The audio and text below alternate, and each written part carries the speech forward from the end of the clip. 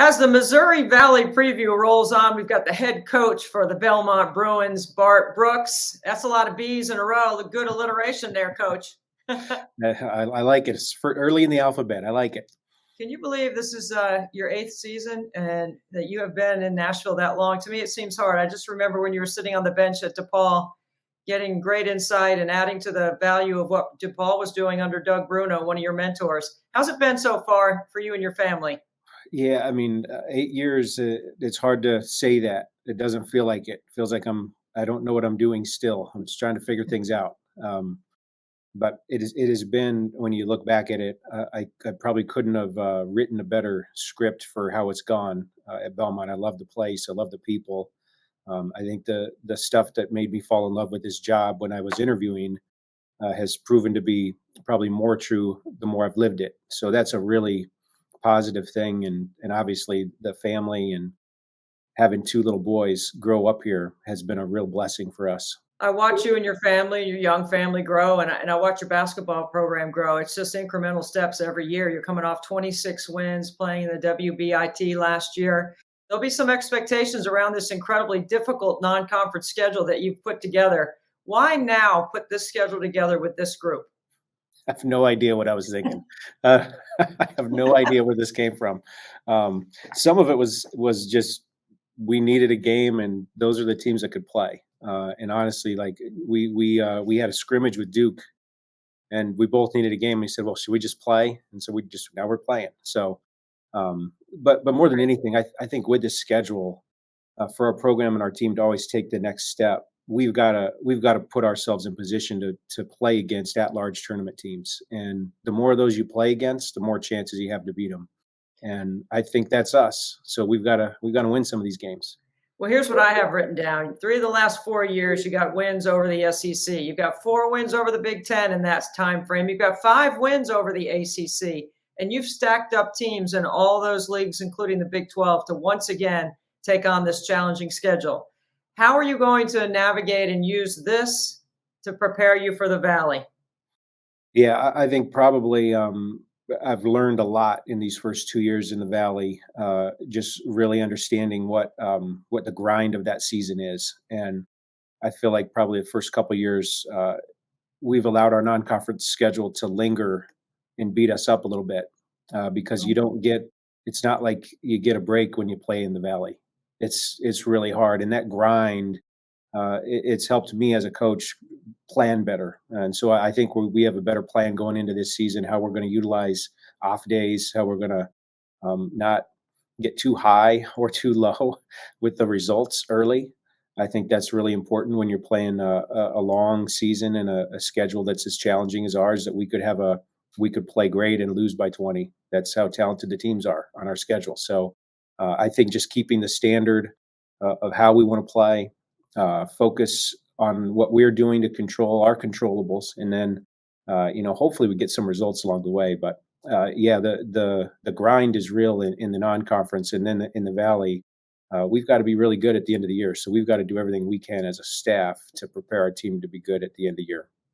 Well, you have created a formula around your culture that absolutely works. I've watched your team play in MTEs where you didn't win a game, but yet you're contending for the Missouri Valley title. So isn't that the purpose for putting together a challenging schedule like you put forth for your team again? Yeah, no doubt. And I got to remind myself of that in the middle of those chaotic moments. And I don't sleep a lot in November and December.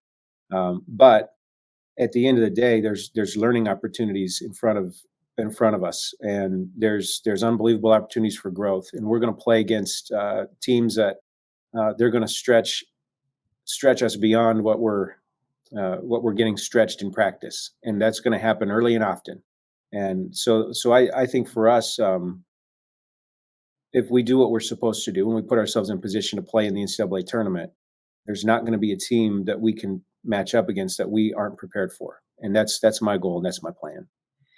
Well, in your plan, morphs, changes, tweaks. It's not just one way or one system. I know how hard you work to put your players in the best position to succeed. And I look at your program, and one of the really strong cultural things about your program is you're only one of 10 schools that in the last 9 years have won 20 or more games. Think about that. at the D1 level. That's impressive considering the kind of non-conference schedule that you've put in front of your team. How do you make sure that you keep your focus where it needs to be and then you get that cliche of 1% better every day? Yeah, I mean, I think it starts with the quality of the people you have in your program. I think names change, and year to year the roster looks different, but I think the quality of character, the kind of players we recruit, the kind of players who succeed here, they're driven by wanting to be really good every day, and it's not a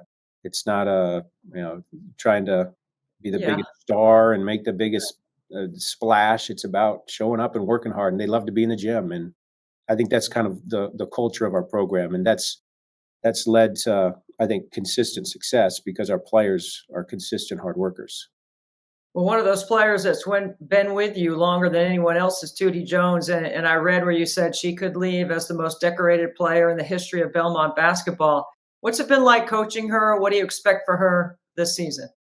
Well, Tootie is, in the era of constant change, she's been a constant stability for our program, and this is five years of having Tootie here, and in a preseason where we're expecting her to do a lot for us again.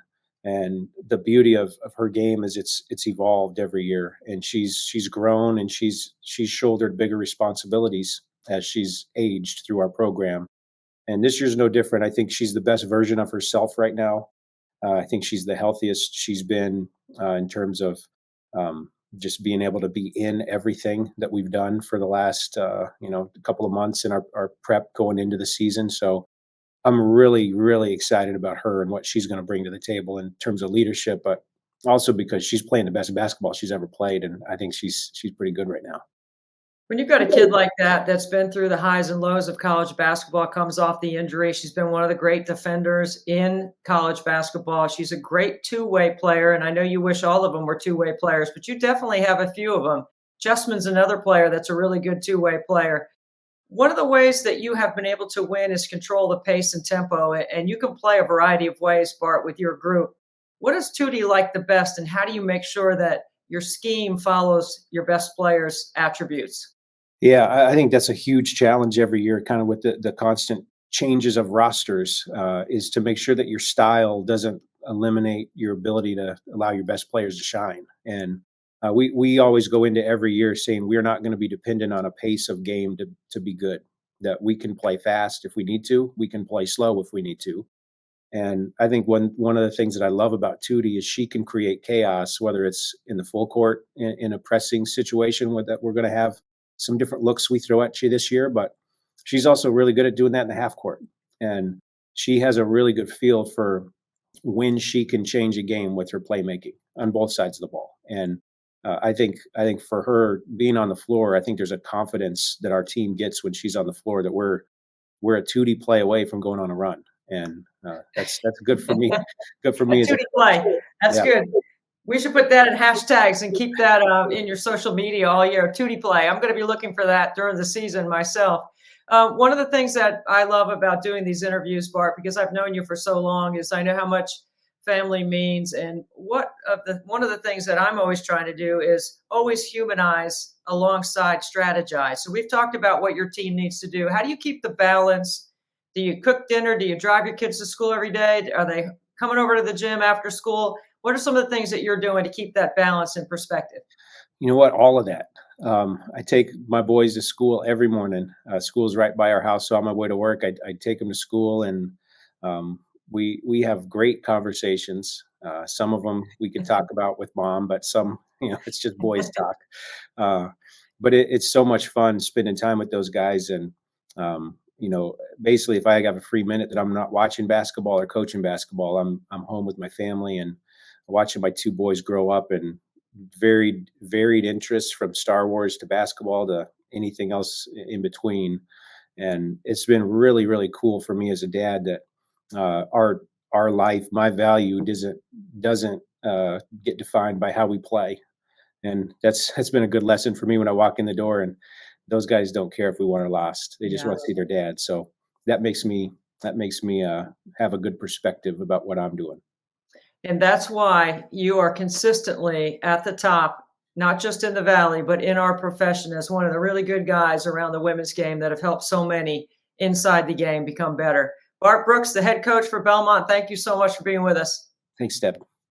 Oh man, Belmont is loaded. They've got three of their top four scorers back from last season, and Kendal Cheesman is one of their 3-and-D players. She shoots the three and she plays some D. Kendal, thanks for being with us. Thank you. Hey, listen, Bart is something, man. He's got a system that everyone loves playing in. Why? I feel like in Bart's system, you get to play freely, and we have a lot of versatile players, especially this year. And just like Tuti had attested to, Bart lets players bring out their strengths, and that's what we're focusing on this year is just utilizing our strengths and working on them now. And we're excited to see how it comes to fruition when the season starts. Well, you made 83s last year. You also are the returning leading rebounder and shot blocker. Okay. So that's where the 3-and-D comes from. That's a compliment. Most players don't have that combination of blocking shots and knocking down triples. What did you work on this summer to advance your game? To advance my game overall, it's really just doing like my mindset going into this year is just the dirty work and anything that Bart needs me to do. You know, roles change every year. And so obviously keeping that 3-pointer consecutive and getting that off quicker has been something I've really been working on, especially off the move.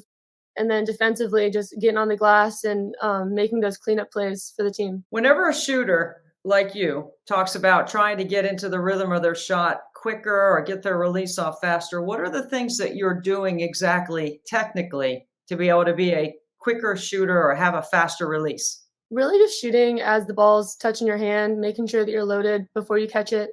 A lot of the drills just working on over the summer is just running to half court and back, being on the move, and really not doing much stationary shooting because that's hard to translate into the game. So The Missouri Valley overall is a league that I would call that plays with a lot of pace. There's a lot of threes. There's a lot of moving the ball, making the extra pass. Certainly Belmont plays like that. Drake plays like that. Murray State plays like that. Illinois State. I can keep going on, right? I mean, the league is loaded with Missouri State, UNI. I mean, there are so many good teams in this league. What have you enjoyed the most about competing? this league is very competitive. And no matter who we play on any given night, like you said, the pace is pushed. And the MVC is not to be underestimated. I feel like we have size, we have speed, and our team is just trying to show what we have this year. And we definitely fit into that category. Really excited about our non-conference too, pushing us and helping us play against some of the best Yeah. athletes and some of the fastest pace out there. So Yeah, you mentioned the non-conference. We talked to Coach Brooks about it. Man, it is loaded. I mean, it is from a mid-major standpoint, it is going to be one of the toughest schedules in the non-conference in the nation. So you're going to have a chance to have a lot of eyes on your style of play, your team. And if you can pull some upsets, woo, how does that get you ready? Like, what are you most excited about? That did you think about your schedule when you were in the middle of your summer workouts? I mean, how does that play in? no, it's really inspirational for once our conference schedule gets going, but every team that we play is going to push us. We're going to get to play against a lot of really good defensive style teams. So we're going to figure out how we work well together with our new players getting up the court, whether it's pressing or our offense in the half court. And it's really just going to make us better overall and be ready to go as soon as our first conference game starts. Bart Brooks has always had a culture of family and work ethic and togetherness and chemistry. It seems like watching your teams play, you're always connected. Where do you think that comes from, and why every year do you guys have consistently that look about you? It comes from the standard that the players have set before us and the coaches for this program. We're a really together team, and we make sure that that's correct off the court, so it'll be great on the court, and that's a huge part of our program. So just consistently knowing you're going into a team that's that close, that chemistry shows on the court. The summer workouts can be a dread, right? They're tough, weights, running, conditioning. Bart told us earlier this year, and something I read, that you guys spent more time scrimmaging and playing.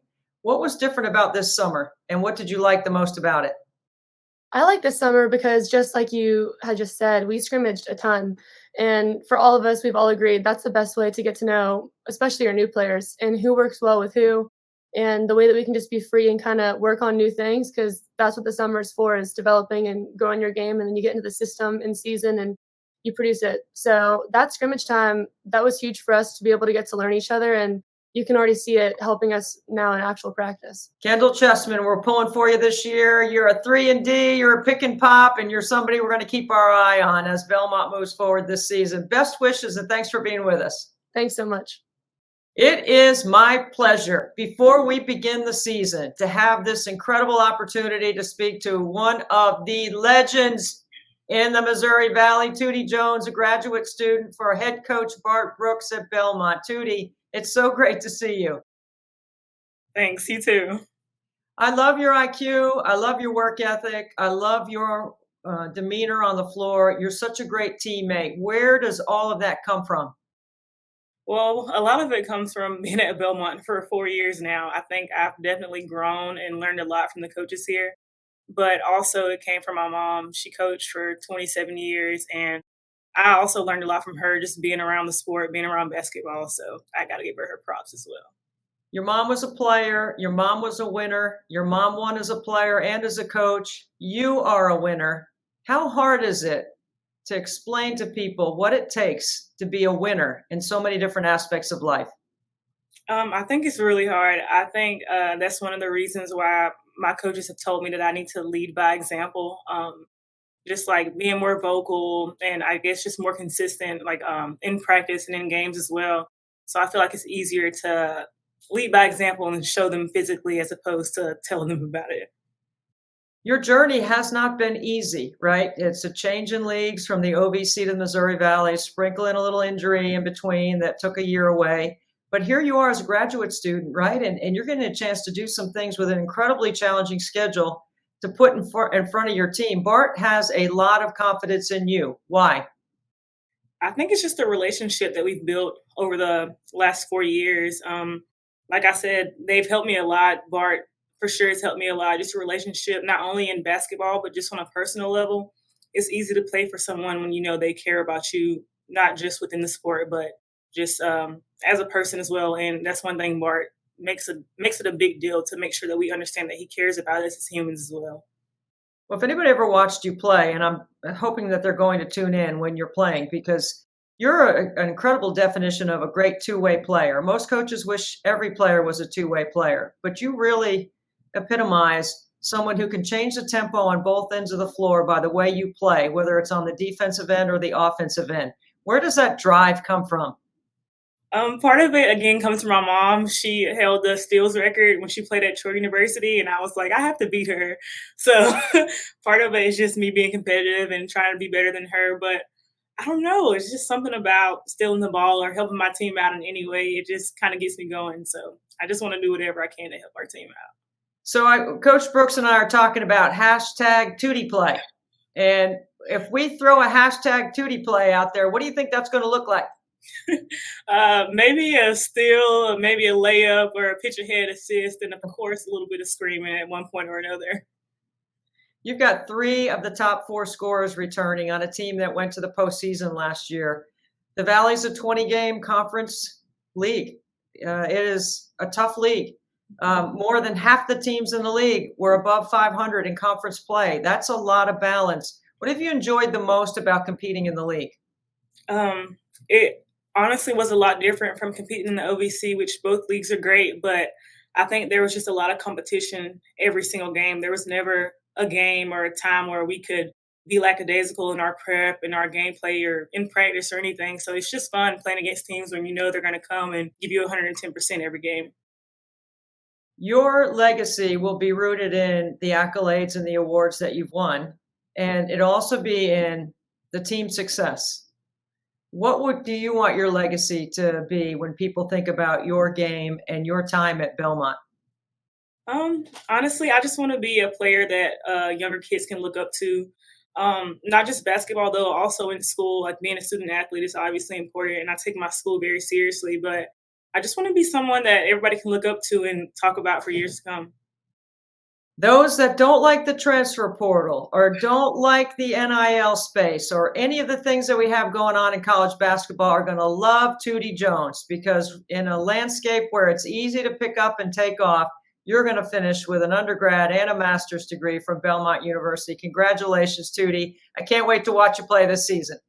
Thank you.